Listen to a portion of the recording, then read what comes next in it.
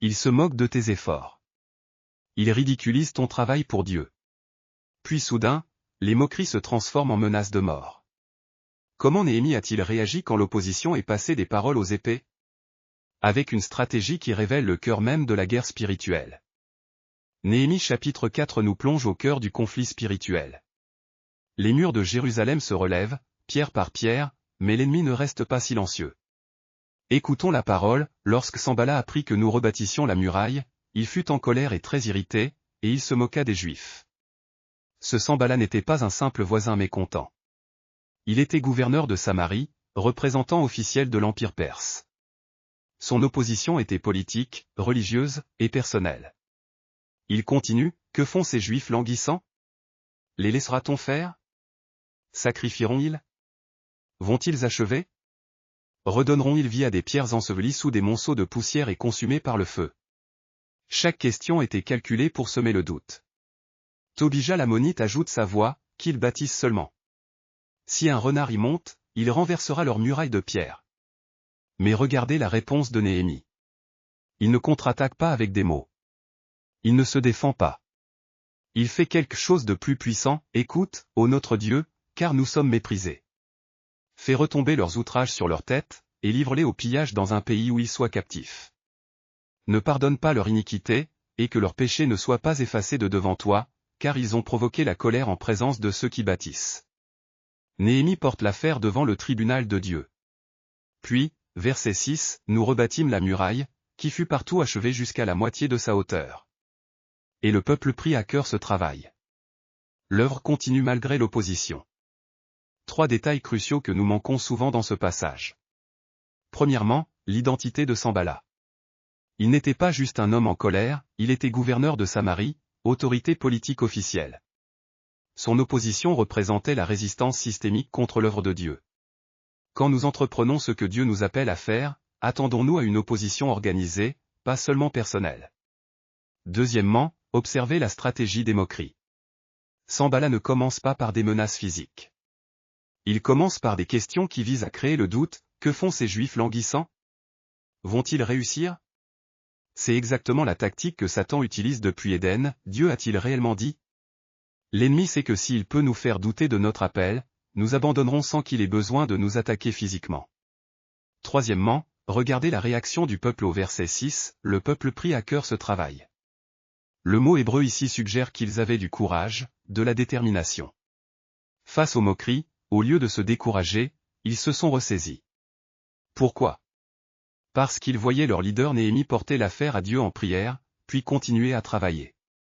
Le leadership par l'exemple est plus puissant que les discours motivationnels. Quand nous restons fidèles à notre appel malgré l'opposition, cela inspire les autres à persévérer aussi. Mais l'histoire ne s'arrête pas aux moqueries. Verset 7, mais quand Sanballat, Tobija, les Arabes, les Ammonites et les Asdodiens apprirent que la réparation des murs avançait et que les brèches commençaient à se fermer, ils furent très en colère. Ils se liguèrent tous ensemble pour venir attaquer Jérusalem et lui causer du dommage. Vous voyez l'escalade? Moquerie, puis coalition militaire. Quand l'ennemi voit que ces mensonges ne nous arrêtent pas, il intensifie ses attaques.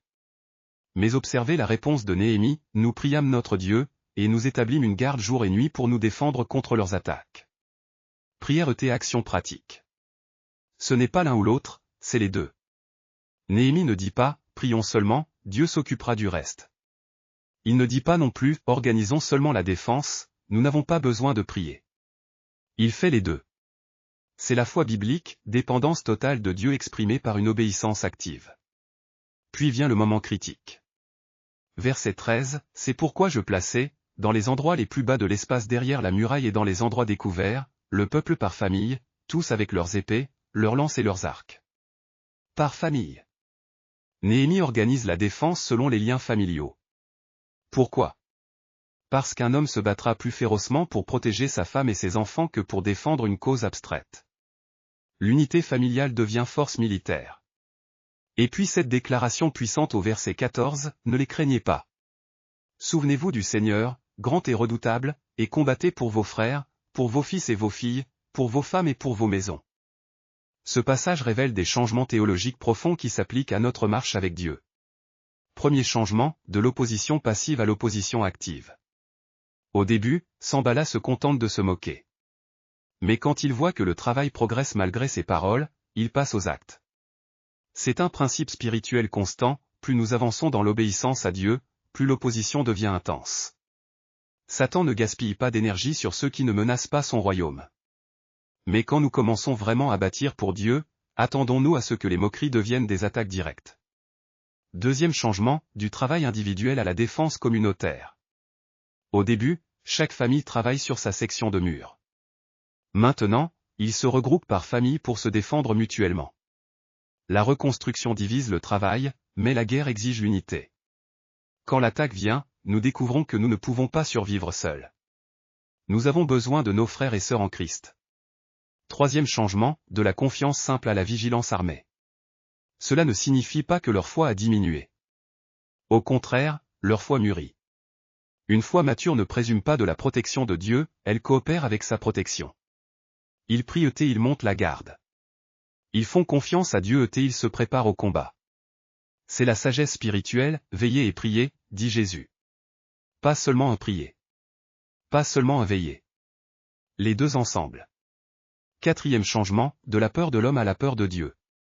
Ne les craignez pas. Souvenez-vous du Seigneur, grand et redoutable. Néhémie redirigeait leur crainte. La solution à la peur de l'homme n'est pas l'absence de peur, c'est la peur de Dieu.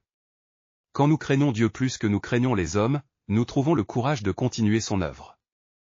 Les témoins de la création observent cette leçon de vigilance et de courage.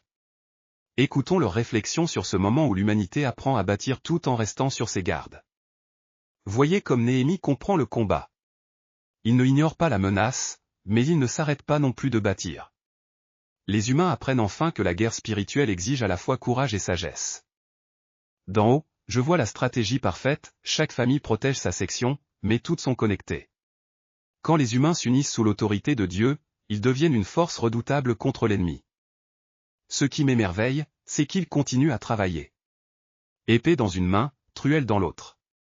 Ils auraient pu arrêter de bâtir pour se concentrer uniquement sur la défense, mais non.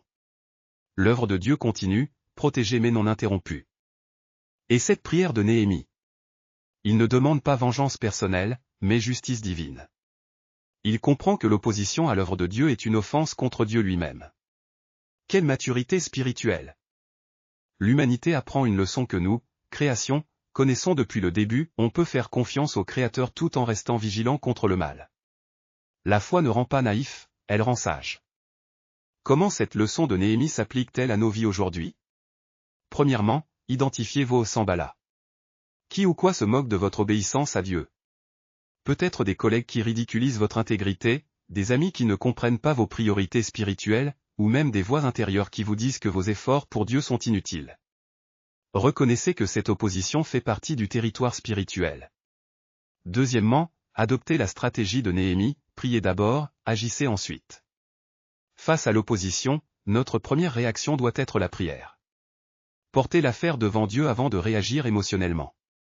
Puis prenez des mesures pratiques de protection, que ce soit des limites saines, des alliances avec d'autres croyants, ou des stratégies pour éviter les tentations. Troisièmement, continuez à bâtir. L'ennemi espère que ces attaques vous paralyseront. Ne lui donnez pas cette victoire. Épée dans une main, truelle dans l'autre. Restez vigilant, mais ne cessez pas l'œuvre que Dieu vous a confiée. Enfin, rappelez-vous que vous n'êtes pas seul dans ce combat. Néhémie organise la défense par famille.